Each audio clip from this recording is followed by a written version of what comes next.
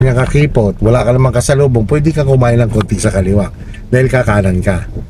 Kapag kumakanan ka, lalo na pag crucial situation, kumakanan, titingin din sa side mirror, unahan at dito. Halimbawa ganyan lang, napasobra ka. So ang gawin mo, tigil ka muna, sagad mo muna manubela mo pa kanan. Una ka, sige, posisyon mo muna pa kanan. Yan, ngayon, sige, forward. Tingnan mo yun doon kung ikaw ay tatama. Kapag tatama ka, atras tayo. Sige, forward lang. Sige. Yan. So, hindi, no? Pasok siya, o. Diretso ka lang. Gas ka ng konti at medyo paahon. Gas na ikaw. Yan, tama yan. O, balik. Isa pa.